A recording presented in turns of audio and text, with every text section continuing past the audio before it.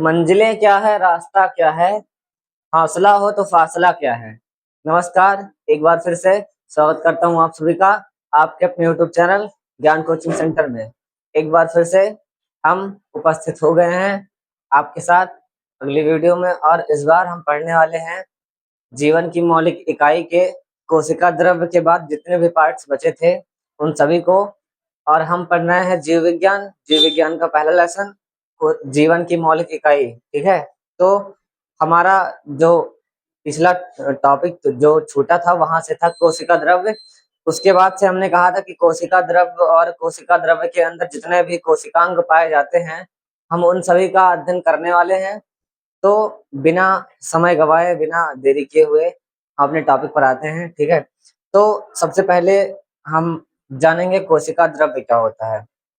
हमने पिछली वीडियो में ही बात की थी कि कोशिका झिल्ली और केंद्रक के बीच एक अर्ध तरल जेलीनुमा पदार्थ भरा होता है, उसी को हम लोग क्या बोलते हैं, कोशिका द्रव्य बोलते हैं। ठीक है, हाँ, कोशिका झिल्ली यानी कि प्लाज्मा झिल्ली और केंद्रक के बीच में एक अर्ध तरल जेलीनुमा द्रव्य यानी कि पदार्थ भरा होता है, उसी को हम लोग क्या बोलते हैं, कोशिका द्रव्य बोलते हैं। ठीक है, जिसकी परिभाषा कुछ इस प्रकार से लिखी हुई है। और जो ये कोशिका द्रव्य होता है, इसी कोशिका द्रव्य में कोशिका के जितने भी अंग हैं वो इसी कोशिका द्रव्य में ही मौजूद हैं। अभी तक हमने तीन चीजें पढ़ी, केंद्रक और कोशिका द्रव्य और कोशिका झिल्ली। ये तीनों जो है कोशिका के अंग नहीं है। हाँ, आपको जानकर हैरानी होगी कि केंद्रक और कोशिका द्रव्य और कोशिका झिल्ली कोशिका के अंग नहीं है। ठीक है, अब जो हम पढ़ेंगे कोशिका द्रव्य के अंदर जितनी चीजों को, वो सब कोशिका के अंग हैं। ठीक है, तो ज्यादा वीडियो लंबा ना करते हुए टॉपिक पे आते हैं। देखिए, इसमें जो है सभी कोशिकांग मौजूद होते हैं, इस कोशिका द्रव्य में सभी कोशिकांग मौजूद होते हैं। और हम पहले देख लेते हैं कि कौन कौन से कोशिकांग हैं। ठीक है, तो सबसे पहला है माइटोकॉन्ड्रिया, दूसरा है राइबोसोम, तीसरा है गोल्गी काय, और चौथा है लाइसोसोम, और पांचवा है लवक, और छठवा है राजधानी। देखिए, माइटोकॉन्ड्रिया सबसे पहला अंग है कोशिका का, माइटोकॉन्ड्रिया। माइटोकॉन्ड्रिया का काम क्या है कि जो कोशिका के अंदर जो ऊर्जा का उत्पादन होता है वो माइटोकॉन्ड्रिया के द्वारा ही होता है। जो कोशिका में ऊर्जा का उत्पादन होता है वो माइटोकॉन्ड्रिया के द्वारा ही होता है। उसके बाद दूसरा अंग है राइबोसोम। राइबोसोम जो कोशिका में जो भी प्रोटीन का संश्लेषण होता है, यानी कि जो भी प्रोटीन का निर्माण होता है वो राइबोसोम के द्वारा ही होता है। ठीक है, अभी बस इनको बेसिक से जानिए, अभी इनके बारे में हम विस्तृत से पढ़ेंगे। ठीक है, अभी केवल नाम नाम बता रहे हैं आपको। उसके बाद तीसरा है गोल्गी काय। जो गोल्गी काय होता है ये प्रोटीन और पदार्थों को जो है पैकिंग करके सभी जो जरूरतमंद जगह है वहां पे पहुंचाने का काम करता है। ठीक है, और उसके बाद लाइसोसोम। लाइसोसोम जो है ये अपच और सुरक्षा करता है। कहने का मतलब जो चीजें मतलब पचती नहीं है ये उनको पचा करके और कोशिका की सुरक्षा करता है। और उसके बाद पांचवा नंबर का कोशिकांग है लवक। लवक जो होता है ये प्रकाश संश्लेषण की क्रिया में बहुत ज्यादा महत्वपूर्ण होता है। प्रकाश संश्लेषण की क्रिया में बहुत ज्यादा महत्वपूर्ण होता है, और ये पौधों को रंग भी प्रदान करता है। ये पौधों को, पादपों को रंग भी प्रदान करता है, ये बात ध्यान रखिएगा आप लोग। ये लवक होता है। उसके बाद छठवां कोशिकांग है राजधानी। अंत में सबसे आखिरी कोशिकांग है राजधानी। राजधानी का कार्य होता है कि खाद्य पदार्थों को भंडारण करना, यानी कि इकट्ठा करके रखना। इकट्ठा करके क्या करना, रखना। तो ये इतने कोशिकांग हमारे हैं, इन्हीं को हमको बारी बारी से करके पढ़ना है ना। तो अब हम एक एक कोशिकांग को एकदम विस्तृत से उनके बारे में जानते हैं कि वो क्या है और उनका कार्य क्या है। ठीक है, तो इसके बाद आप लोग अगर इसको नोट आउट करना चाहते हैं नोट करिए। उसके बाद हम शुरू करने वाले हैं माइटोकॉन्ड्रिया। तो उसके बाद देखिए, सबसे पहला हमारा कोशिकांग है माइटोकॉन्ड्रिया। अब हम जानेंगे माइटोकॉन्ड्रिया क्या होता है। तो माइटोकॉन्ड्रिया होता है, ये जो है एक दोहरे झिल्ली से घिरा कोशिकांग है। मतलब ये कोशिका द्रव्य के अंदर मौजूद होता है, और ये जो कोशिकांग है ये दोहरी झिल्ली से घिरा हुआ है। कहने का मतलब इसकी जो बाहरी परत है वो दोहरी झिल्ली से बनी हुई है, जिसे क्या कहते हैं हम लोग, कोशिका का ऊर्जा केंद्र या बिजली घर कहते हैं। ये बात आप लोग ध्यान रखिएगा, पेपर में कई बार पूछा हुआ है कि कोशिका का बिजली घर किसे कहते हैं, कोशिका का इंजन किसे कहते हैं, तो माइटोकॉन्ड्रिया को। क्योंकि ये यहाँ से क्या होता है, ऊर्जा का उत्पादन होता है। माइटोकॉन्ड्रिया से क्या होता है, कोशिका में ऊर्जा का उत्पादन होता है, और इसीलिए हम लोग इसको क्या बोलते हैं, ऊर्जा केंद्र या बिजली घर या इंजन। कोशिका का इंजन भी इसी को हम लोग बोलते हैं, ठीक है। तो इसमें जो होता है स्वयं का डीएनए और आरएनए मौजूद होता है। बस आप लोग इतना जानिएगा कि ये माइटोकॉन्ड्रिया जो है ये दोहरी झिल्ली से बना हुआ एक कोशिकांग है, जिसको हम लोग क्या बोलते हैं, ऊर्जा केंद्र बोलते हैं, या बिजली घर कहते हैं, या कोशिका का इंजन घर कहते हैं, या इंजन कहते हैं। और दूसरी बात ये ध्यान रखने लायक है कि इसमें जो है स्वयं का डीएनए और आरएनए होता है। ये भी कई बार एग्जाम में देखने को मिला है कि इसमें जो होता है स्वयं का डीएनए और आरएनए मौजूद होता है, ठीक। ये बहुत बेसिक सी बात इसके बारे में है, इतना ही हमें जानना जरूरी है। बहुत ज्यादा फालतू का हमें लिखने की और याद करने की कोई आवश्यकता नहीं है। हमारे लेवल के लिए इतना ही बहुत है ना। हमारे 9th की एनसीईआरटी के मतलब अकॉर्डिंग हमारे पेपर के लिए इतना बहुत ज्यादा बहुत बहुत इंपॉर्टेंट है। इतना पढ़ना हमारे लिए पर्याप्त है। उसके बाद क्या है, माइटोकॉन्ड्रिया का जो कार्य है, क्या क्या कार्य है इसका, अभी अभी आपने ऊपर पढ़ा कि इसको क्या बोलते हैं, ऊर्जा केंद्र बोलते हैं। तो जब ऊर्जा केंद्र बोलते हैं तो सबसे पहला कार्य क्या होगा, ऊर्जा का उत्पादन करना, ठीक है। हाँ, माइटोकॉन्ड्रिया का सबसे प्रमुख कार्य होता है ऊर्जा का उत्पादन करना। कहाँ उत्पादन करना, कोशिका में। कोशिका में ऊर्जा का उत्पादन करना, है ना, माइटोकॉन्ड्रिया की जिम्मेदारी होती है, ठीक। उसके बाद दूसरा कार्य इसका है कोशिका विभाजन करना। जब कोशिका, एक कोशिका से दो कोशिकाओं का निर्माण होता है, तो वहां पे भी माइटोकॉन्ड्रिया का बहुत बड़ा योगदान होता है।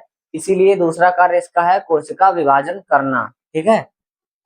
और अंत में सबसे आखिरी कार्य इसका है कोशिका मृत्यु। कहने का मतलब जो कोशिकाएं मरती रहती हैं, बनती रहती हैं, है ना।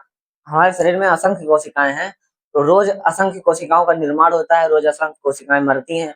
तो कोशिका की जो मृत्यु होती है उसमें भी किसकी जिम्मेदारी है, माइटोकॉन्ड्रिया की। ये 3 कार्य इसके हैं, इतना बहुत है। इससे बाहर पेपर में पूछ ही नहीं सकता है। बहुत ज्यादा अगर पूछेगा तो ऐसे पूछेगा, माइटोकॉन्ड्रिया के बारे में संक्षिप्त में वर्णन कीजिए। तो आप लोग ऐसे चित्र इसका देख सकते हैं, और ये इसके बारे में जो बातें हैं और इसका कार्य है, अगर इसको विस्तृत से लिखना होगा तो आप लोग विस्तृत से लिख सकते हैं, है ना। ये इसका 3 कार्य है। इसके बाद हमारा दूसरा अंग होने वाला है राइबोसोम, ठीक है। अब हम देखेंगे कि राइबोसोम किसे कहते हैं, ठीक। तो आप लोग इसको नोट आउट करिएगा, उसके बाद हम देखते हैं राइबोसोम किसे कहते हैं। फटाफट से हम देख लेते हैं कि राइबोसोम क्या होता है और इसका क्या कार्य है। देखिए, अभी हमने शुरुआत में ही लिखा था राइबोसोम के आगे कि इसका कार्य क्या होता है, प्रोटीन का निर्माण करना, ठीक है। तो उसी से समझेंगे, बहुत छोटी सी बात है, ज्यादा कठिन नहीं है। जो ये राइबोसोम होता है, ये आरएनए और प्रोटीन से बना एक छोटा झिल्ली रहित अंग है। मतलब ये पहली बात तो क्या है, आरएनए और प्रोटीन से मिलकर बना हुआ है, ठीक है। ये बात ध्यान रखिएगा कि जो राइबोसोम है वो आरएनए और प्रोटीन से मिलकर बना हुआ है, और ये एक छोटा झिल्ली रहित कोशिकांग है। देखो, झिल्ली रहित मतलब क्या होता है कि इसमें कोशिका झिल्ली नहीं पाई जाती है, ये झिल्ली रहित कोशिकांग है, ठीक है। रहित मतलब होता है कि झिल्ली के बिना। तो सबसे पहला इसमें इंपॉर्टेंट पॉइंट यही है कि जो राइबोसोम है ये डीएनए और प्रोटीन से मिलकर बना हुआ है। जो राइबोसोम है वो डीएनए और प्रोटीन से मिलकर बना हुआ है। ये एक छोटा झिल्ली रहित कोशिकांग है। ये दोनों बातें आप लोग ध्यान रखिएगा, अगर एग्जाम में पूछेगा तो यहीं से पॉइंट उठा के पूछता है, ठीक है, बहुविकल्पीय क्वेश्चंस में। तो ये जो होता है आरएनए और प्रोटीन से मिलकर बना हुआ है, और ये एक छोटा झिल्ली रहित कोशिकांग है, मतलब इसमें झिल्ली नहीं पाई जाती है। दूसरा पॉइंट क्या है कि ये सभी जीवित कोशिकाओं में मौजूद होता है। ये सभी जीवित कोशिकाओं में क्या होता है, मौजूद होता है।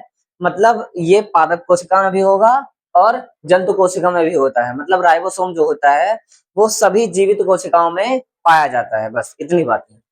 और ये क्या है, ये कोशिका के प्रोटीन निर्माण का केंद्र कहलाता है। ये बात इसमें से इंपॉर्टेंट बन जाती है, ऐसे पूछ सकता है कि प्रोटीन के निर्माण का केंद्र किसको कहते हैं, तो क्या कहते हैं, राइबोसोम को, है ना। जो राइबोसोम है वो प्रोटीन के निर्माण का क्या कहलाता है, केंद्र कहलाता है। क्वेश्चन यहाँ से ऐसे बन सकता है कि प्रोटीन निर्माण का केंद्र किसको कहते हैं, तो किसको कहते हैं, राइबोसोम को, ठीक। हाँ, अब इसके बाद इसका कार्य क्या होता है, अभी अभी शुरुआत में हमने लिखा था कि प्रोटीन का निर्माण करना। तो इसका इकलौता एकमात्र और एक ही कार्य बहुत ज्यादा महत्वपूर्ण है, वो है प्रोटीन का संश्लेषण करना, यानी कि प्रोटीन का निर्माण करना।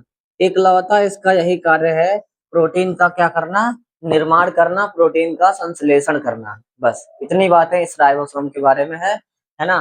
कि ये जो होता है आरएनए और प्रोटीन से मिलकर बना होता है। ये एक छोटा झिल्ली रहित कोशिकांग है ना। और ये इसमें इसको जो है कोशिका का मतलब इसमें जो है इसको प्रोटीन का केंद्र भी कहते हैं, यानी कि इसको प्रोटीन के निर्माण का केंद्र भी कहते हैं। और ये जो होता है सभी कोशिकाओं में पाया जाता है, जंतु कोशिका, पादप कोशिका, मतलब सभी जीवित कोशिकाओं में पाया जाता है। ये इसकी परिभाषा हो गई। और इसका एकमात्र यही कार्य है कि इसका क्या कार्य है, प्रोटीन का क्या करना है, निर्माण करना। राइबोसोम का इकलौता एकमात्र यही कार्य है, प्रोटीन का क्या करना, निर्माण करना। बस इतनी सी बातें राइबोसोम के बारे में है। इसके बाद हम चर्चा करेंगे कि गोल्जी काय किसको बोलते हैं। अब इसके बाद चर्चा करेंगे कि गोल्जी काय किसको बोलते हैं। अब जो है गोल्जी के राइबोसोम के बाद अब गोल्जी काय की बारी है कि हम देखते हैं गोल्जी काय किसको बोलते हैं और इसका क्या कार्य है। ठीक है, तो गोल्जी काय जो होता है इसकी कोई विशेष परिभाषा, इसकी कोई खास परिभाषा तो नहीं है।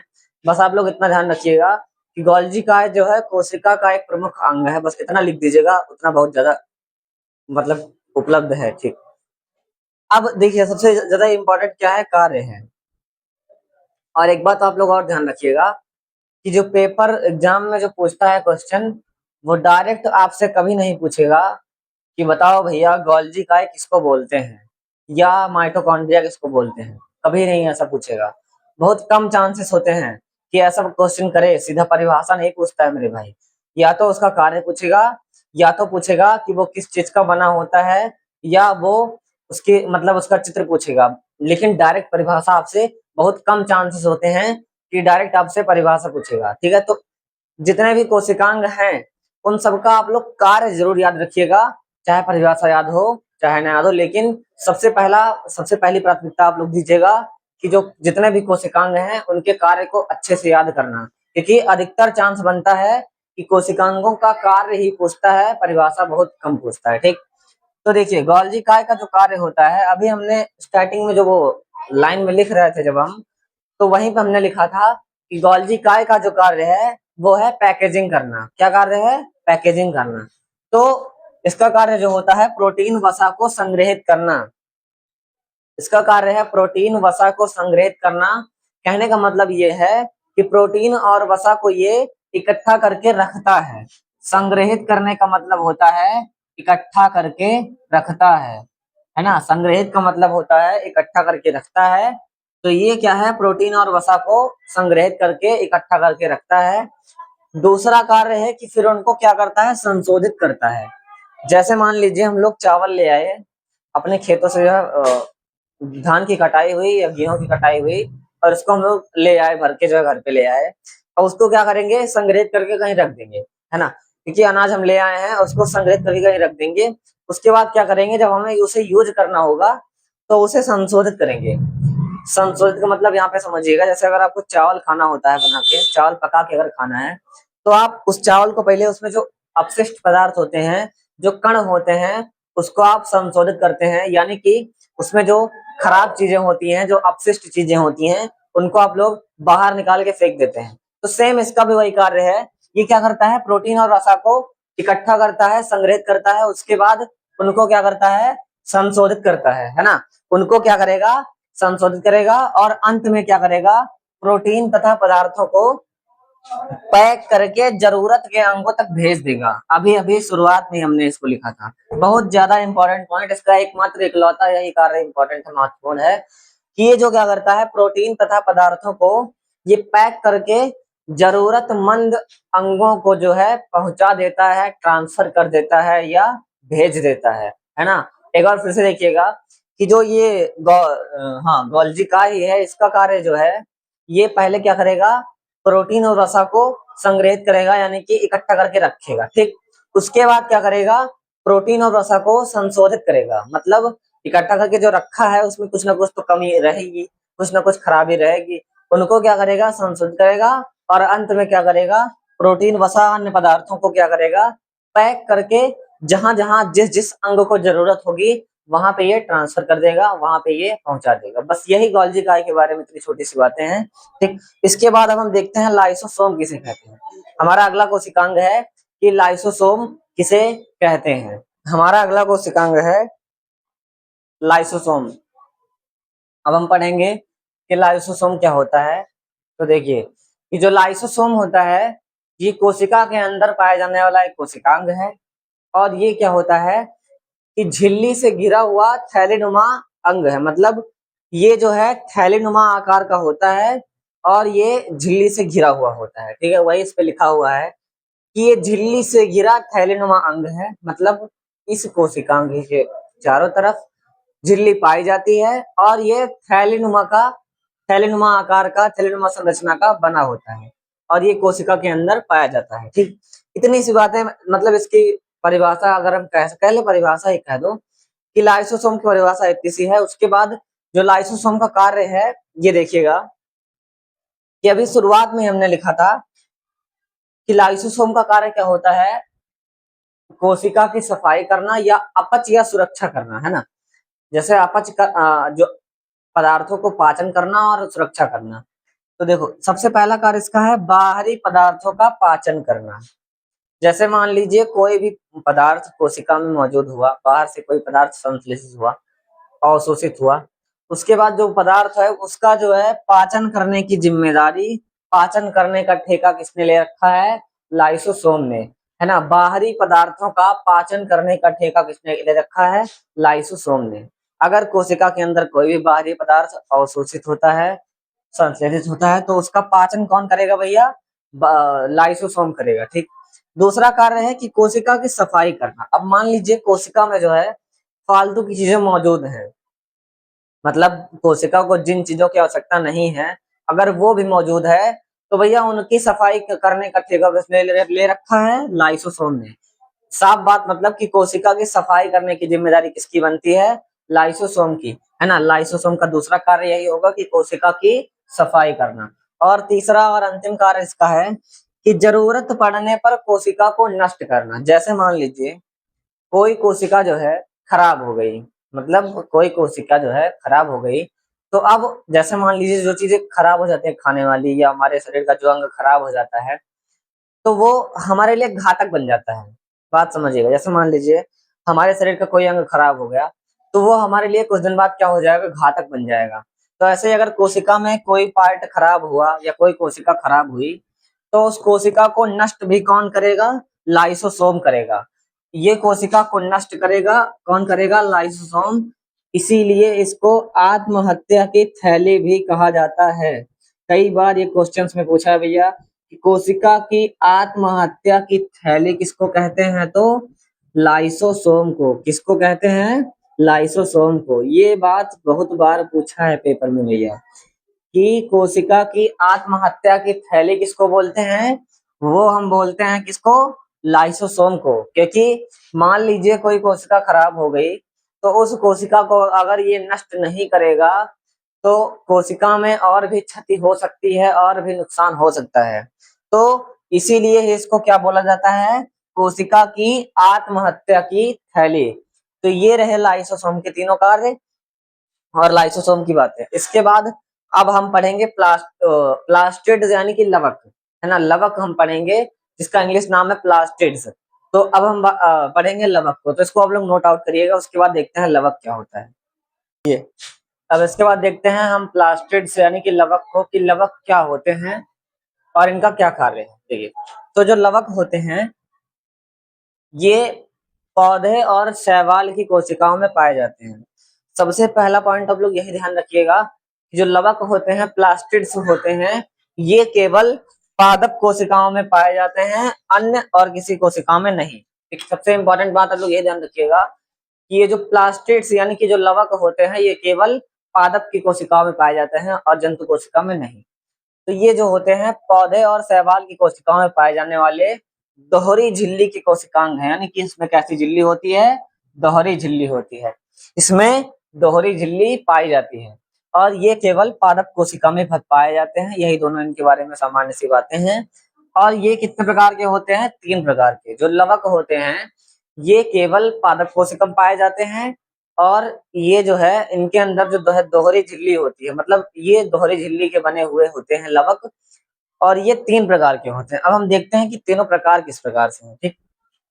तो देखिए, सबसे पहला है हरित लवक।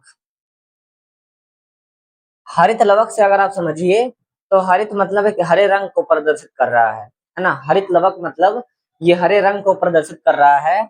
और हरित लवक जो होता है, ये पत्तियों का जो हरा रंग होता है, ये इसी लवक के कारण ही होता है।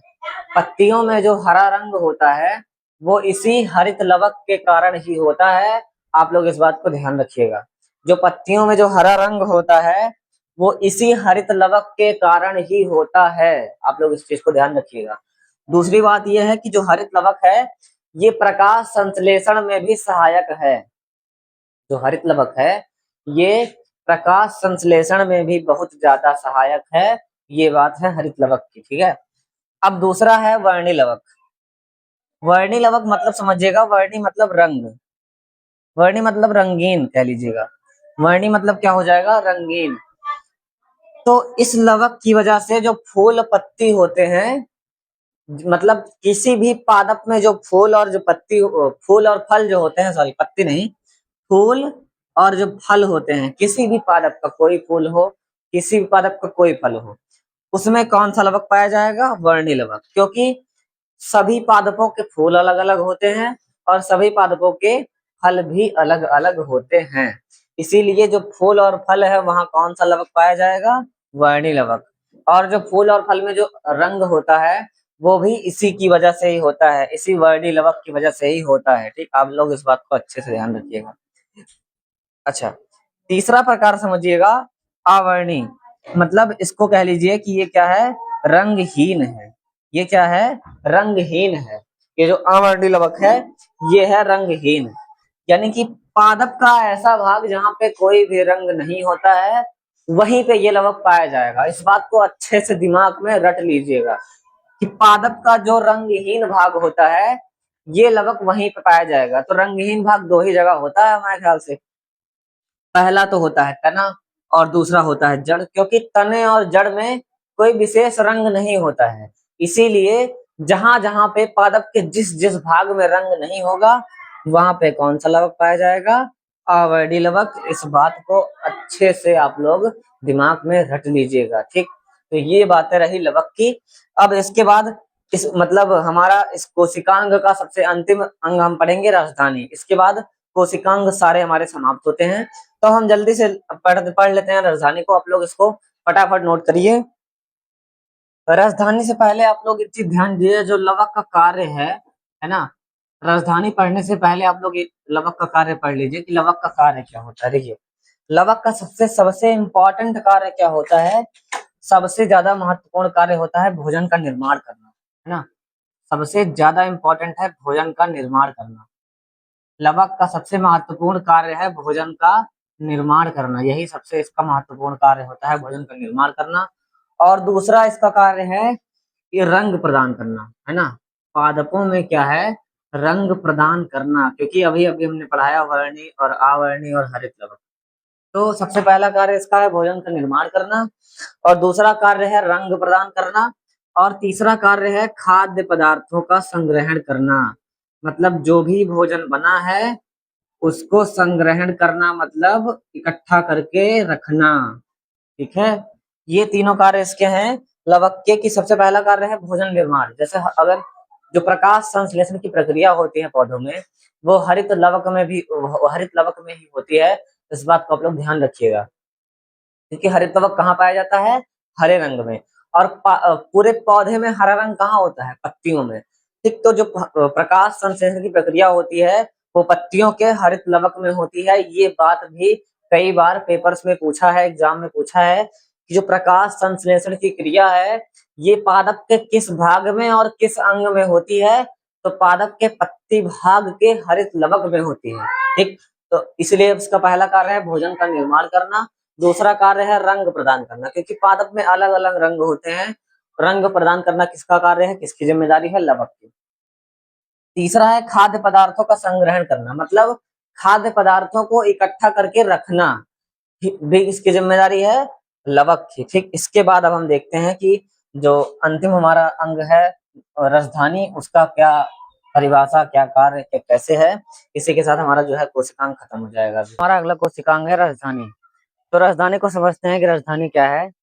देखिए इस राजधानी सबसे जो है कोशिका का सबसे अंतिम कोशिकांग है, यानी कि सबसे लास्ट में हम यही पढ़ रहे हैं, और इसके बाद जितने भी कोशिकांग हैं वो सारे निपट चुके हैं, मतलब हमने सबको पढ़ लिया है। तो राजधानी देखिए, राजधानी क्या है कि ये जो है एक झिल्लीबद्ध संरचना है, मतलब ये जो कोशिकांग है इसमें झिल्ली उपस्थित होती है। तो ये जो है एक झिल्लीबद्ध खाली स्थान या थैलेनुमा संरचना कह सकते हैं। मतलब इसमें झिल्ली उपस्थित है और ये एक खाली स्थान के जैसे है, या हम कह सकते हैं कि थैलेनुमा संरचना है। ठीक, और इसमें जो होता है कोशिका रस भरा होता है। इसमें कोशिका रस भरा होता है और ये एक झिल्ली, मतलब एक झिल्ली से घिरी हुई होती है, यानी कि इसमें एक झिल्ली पाई जाती है, एकल झिल्ली पाई जाती है। ठीक, ठीक, ये है बात है इस राजधानी की। तो राजधानी का मतलब ये है कि ये जो है एक थैलेनुमा संरचना है और एकल झिल्ली से जो है घिरी हुई है, और इसमें कोशिका रस भरा होता है। ये है इसका सामान्य परिचय। ज्यादा हमें इसकी परिभाषा नहीं समझना है, बस हमने बताया था बार बार आप लोगों को। जितने भी कोशिकांग हैं आप सिर्फ उनका कार्य याद रखिएगा, एग्जाम में जो है कार्य ही बार बार पूछता है। ठीक, तो राजधानी का कार्य कुछ इस प्रकार से है कि राजधानी का सबसे पहला कार्य है भंडारण करना, है ना। राजधानी का सबसे पहला कार्य क्या है? भंडारण करना। और भंडारण करना किस चीज का? खाद्य पदार्थों का। ठीक है, याद रखिएगा, भंडारण किस चीज का करेंगे? खाद्य पदार्थों का। और भंडारण मतलब क्या होता है? किसी भी चीज को इकट्ठा करना, है ना। भंडारा नहीं हो रहा भंडारा। भंडारण मतलब होता है किसी भी चीज को इकट्ठा करना। तो ये किसको इकट्ठा करते हैं? खाद्य पदार्थों को। राजधानी का कार्य ये है कि खाद्य पदार्थों को क्या करता है? भंडारण करता है, यानी कि इकट्ठा करता है। उसके बाद है मजबूती प्रदान करना। मजबूती किसको देगा भैया? ये कोशिका को। मजबूती किसको देगा? कोशिका को, क्योंकि अगर ये कोशिकांग है तो मजबूती भी किसको देगा? कोशिका को। अब मान लीजिए हमारा ये हाथ है, ये हमारा हाथ शरीर का अंग है, तो मजबूती किसको दे रहा है? हमारे शरीर को। तो वैसे ही जो ये राजधानी है ये भी कोशिकांग है, और ये मजबूती किसको देगा? कोशिका को। ठीक, उसका तीसरा कार्य क्या है? जल का संतुलन बनाए रखना। मतलब अगर राजधानी में किसी भी चीज को अगर जैसे जल की आवश्यकता हुई, तो राजधानी में अगर जल उपस्थित हुआ या गया या आया कहीं से, तो उसमें जो है जैसे जल जो है ज्यादा ना हो पाए या कम ना रहे, इन दोनों का मेंटेनेंस करने का, मतलब संतुलन करने का कार्य किसका है? राजधानी का है। ये इसका तीसरा कार्य है। और उसके बाद है चौथा कार्य और सबसे अंतिम कार्य कि ये अपशिष्ट निष्कासन। मतलब भोज्य पदार्थों के निर्माण के बाद जो भी अपशिष्ट पदार्थ हैं, पदार्थ या गंदी चीजें या जो बेकार की चीजें बच जाती हैं, उनको ये राजधानी क्या करती है? कोशिका से बाहर निकाल देती है। इसका अंतिम कार्य यही है कि अपशिष्ट निष्कासन का मतलब कि ये जो भी भोज्य पदार्थों के निर्माण के बाद जो भी अपशिष्ट पदार्थ बच जाते हैं, ये उनको क्या करता है? राजधानी उनको क्या करती है? बाहर निकाल देती है, बस। तो इसी प्रकार से ये है राजधानी। इतनी बातें हमें इसके बारे में जानना है। अब ये हमारा हाँ? तो अब ये हमारा जो है कोशिका का सारा अंग जो है हमने पढ़ लिया है। अब इसके बाद इस चैप्टर के सबसे अंतिम हेडिंग हम लोग पढ़ने वाले हैं, जो होगी कोशिका विभाजन। ठीक है, तो आप लोग इसको नोट आउट करिएगा। और अब हम पढ़ेंगे कोशिका विभाजन। बाद जो है ये इस चैप्टर का समझ लीजिए समाप्ति है कि ये सबसे आखिरी हेडिंग है कोशिका विभाजन। हमें यही जानना है, और कभी कभी पेपर में देखने के लिए मिल जाता है, कभी कभी, बहुत ज्यादा चांस नहीं है, लेकिन जानना जरूरी है कि कोशिका विभाजन क्या होता है। ठीक है, कोशिका विभाजन क्या होता है ये समझिएगा। विभाजन का मतलब क्या? टूटना या अलग होना, है ना। विभाजन का मतलब क्या? टूटना या अलग होना। तो कोशिका विभाजन का मतलब हो गया कि कोशिका का टूटना या अलग होना। ठीक, इसका सिंपल सा अर्थ ये निकल रहा है, लेकिन इसकी परिभाषा देखिएगा किस प्रकार से है। ऐसी जैविक प्रक्रिया या वह जैविक प्रक्रिया जिसमें एक जनक कोशिका टूटकर या विभाजित होकर दो अलग अलग कोशिकाओं में बट जाती है, विभक्त हो जाती है, इसी को हम लोग बोलते हैं कोशिका का विभाजन हो जाता है। ठीक, देखिए ऐसी जैविक प्रक्रिया जिसमें एक जनक कोशिका विभाजित होकर दो या दो से अधिक कोशिकाओं का निर्माण करती है। ठीक, जनक मतलब हो गया जैसे तो इसको समझ लिए पिता। यहाँ पे यही समझिए जनक मतलब क्या होगा, पिता मतलब कोई एक मेन कोशिका होगी और वो टूट कर दो भागों में बंट जाएगी। इसी प्रक्रिया को हम लोग क्या बोलेंगे, कोशिका विभाजन। ठीक, बहुत एकदम सामान्य सा इसका परिभाषा है इसकी, एकदम नॉर्मल सी हल्की फुल्की परिभाषा। कभी पूछता है नहीं, मैं फिर बता रहा हूँ, हमेशा आप लोग कार्य पे ज्यादा फोकस करिएगा। ठीक, तो ये जो कोशिका विभाजन होता है ये होता है 3 प्रकार का। कितने प्रकार का होता है, 3 प्रकार का। कोशिका विभाजन होता है 3 प्रकार का। सबसे पहला विभाजन होता है आसूत्री विभाजन, दूसरा है समसूत्री और तीसरा है अर्धसूत्री, है ना। ये 3 प्रकार भी कभी कभी नाम में आ जाता है कि हाँ बताइए कोशिका विभाजन कितने प्रकार का होता है, तो एकदम रट लीजिएगा, 3 प्रकार का होता है, आसूत्री, समसूत्री और अर्धसूत्री। आसूत्री विभाजन में क्या होता है कि इस विभाजन में केंद्रक और कोशिका द्रव्य सीधे अलग अलग हो जाते हैं। मान लीजिए कोई कोशिका है और उसका एक केंद्रक है, तो अगर असूत्री विभाजन होगा तो उसमें ये लोग क्या होगा कि सीधे दो दो भागों में बट जाएंगे, मतलब यहाँ से ये अलग हो जाएगा और यहाँ से कोशिका द्रव्य, मतलब ये अलग अलग भागों में जो है ऐसे बट जाएंगे। ठीक, यही होता है असूत्री विभाजन। और समसूत्री में क्या होता है कि ऐसा विभाजन जो समसूत्री विभाजन है ये केवल कायिक कोशिकाओं में पाया जाता है ना, ये केवल कायिक कोशिकाओं में पाया जाता है, इस बात को ध्यान रखिएगा। और जो पादप की जो शरीर की वृद्धि और जो पादप के शरीर से मतलब रोगों से लड़ने की क्षमता होती है, इसी विभाजन द्वारा जो है उनको मिलती है ना।